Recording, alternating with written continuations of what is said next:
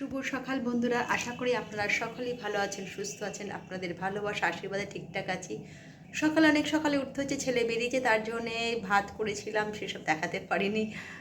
ভাত আলু ভাতে খেয়ে ও চলে যায়। তো তারপরে লেগে পড়ি কাজে। রান্নার পরে ওর বাবা বেরোবে, তো ছেলে বাবার জন্য টিফিনেও করে দিয়েছি, সেটা হচ্ছে রুটি আর হচ্ছে ঘুগনি। চলুন শুভ সকালের এটা দিয়েই আজকে জলখাবারটা দিয়ে শুভ সকালটা শুরু করলাম। এরপরে লেগে যাব দুপুরের রান্না। দুপুরের রান্নায় আজকে বাটা মাছের ঝাল করব, আর ডাল করব, ভাজাভুজি করব, এই করে আজকে চালিয়ে দিতে হবে। প্রত্যেক দিনে একই রকম না করে একটু সরষে করে, তবে ছেলেটাকে নিয়ে কোনো সমস্যা নেই, বাবাকে নিয়ে কোনো সমস্যা নেই, যা করে দিই ওরা তাই খেয়ে নেবে। করাটা হচ্ছে আমার, সময় পাবো তবে তো। এর মধ্যে পড়ানো আছে, নিজের টুকিটাকি কাজও আছে, এইভাবেই চলছে। তবে ওয়েদারটা আজকে সকাল থেকেই মেঘলা আকাশ, ভাবলে একটু যদি সূর্য মামার দেখা পাই তাহলে জামা কাপড়গুলো শোকাবে, কিন্তু সেটার কোনো বালাই দেখছি না।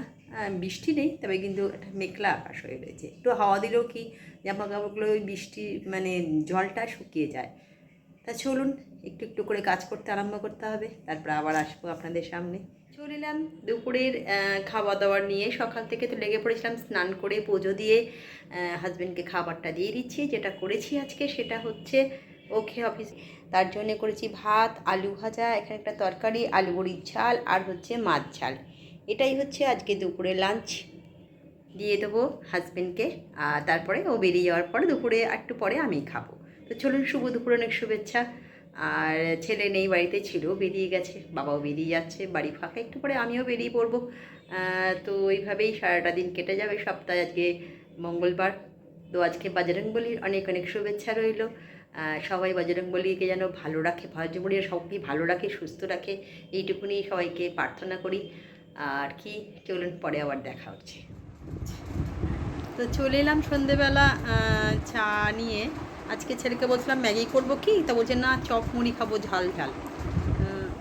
সেটাই বলছিলাম, মুখটা আর ভেঙে গেছে, খচখচ করছে। চলে এলাম সন্ধেবেলা চা নিয়ে, গেছিলাম পড়াতে, পড়িয়ে এলাম।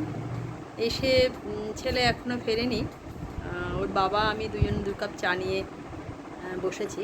আজকে ট্রেনিং একটু দেরি হয়েছে ফিরতে। তো চলুন, চা ছাড়া সন্ধ্যেবেলার তো কোনো মতেই সম্ভব নয়, তাই চা নিয়ে বসে পড়েছি। একদম গাঢ় গাঢ় চা গেছে, ওর বাবা টেবিলে করে আছে।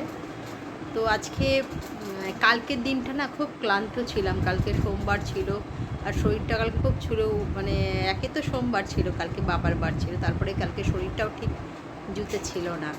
তো কালকে ওই জন্য বড্ড ক্লান্তি ছিলাম সকাল থেকেই। অনেকেই হয়তো বলেছেন, মানে অনেকে বলবো কি, দুজন ফোন করে জিজ্ঞেস করছিল শরীরটা কি খারাপ হয়েছে, আর ইন্ডিয়ান রেলে দাদারা তো লিখেইছেন যে বড্ড টায়ার্ড লাগছে শরীরটা। সত্যি কালকে দিনটা খুব শরীরটা একটু ক্লান্ত ছিল। একে তো সকালবেলা অনেক হলে উঠতে হয়েছে, তারপরে সারাটা দিন কালকে 12 বার ছিল, তো তার জন্যে আর শরীরটা এমনিতে খারাপ ছিল কালকে। তো এক এক দিন হয় না, তো শরীরের ওপর প্রভাব পড়ে, মুখে প্রভাব পড়ে, ভেতরে শরীরে যাই হোক না কেন শরীর খারাপ হলে। আজকে সেটা নেই, আজকে মোটামুটি ঠিকঠাকই আছি। তো চলুন চাটা খেয়ে নিই, তারপরে কথা হবে।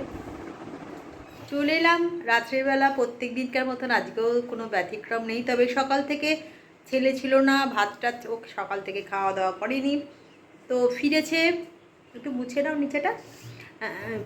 ফিরে আজকে ওর জন্য যেটা বানিয়েছি ভাবে, তাই ভাত আছে, রুটিও করেছি, আর এখানে আলু দিয়ে চিকেন কষা করেছি, যেটা হয়তো রাত্রিবেলা ওর পক্ষে খাবে, ওর জন্যই বানাটা। রুটি খেয়েই বা একটু আলু ভাতে ভাত খেয়ে চলে যায়। তো চলুন, এইভাবেই চলে যাচ্ছে। তো কালকে একটা নতুন ব্লগ নিয়ে হাজির হয়ে যাব। আজকের মতন এটুকুনি, কারণ কালকে শরীরটা একটু সত্যিই খারাপ ছিল। সোমবার দিন হচ্ছে বেশ বাবার বার ছিল, সকাল থেকে শরীরটাও ভালো ছিল না, চলছিল এইভাবেই। তো বাবাই বাবাই একটু আয় 1 মিনিট। ও সকাল থেকে ছিল না, ফিরেছে, আমি একা ছিলাম, ওর বাবাও বেরিয়ে গেছিলো, সন্ধে করেই ফিরেছে। আজকে একটু 7টা হয়ে গেছে ফিরতে। এই যে চলে এসছে, ও না এলে আমি পাই না কোনো কাজে, আমার সঙ্গে থাকে। সেই সকালবেলা বেরিয়েছিল, হ্যাঁ চুলটা রবিবার কেটে ফেলো, শুভরাত্রি করে দাও, গুড নাইট। হ্যাঁ যাও, তুমি যাও। তো ও পড়ছে, তার জন্য ওকে একটু ডেকে নিলাম। সবসময় তো পাওয়া যায় না, আর সকালবেলা ঠিক সকালে ওঠে, 5:30টার মধ্যে ওঠে। একটু নিজে টুকটাক ব্যায়াম ট্যাম করে তারপরে একটু এক্সারসাইজ করার পরেই তারপরে কী বলে টয়লেটে গিয়ে ফ্রেশ হয়ে তারপরে বেরিয়ে পড়ে।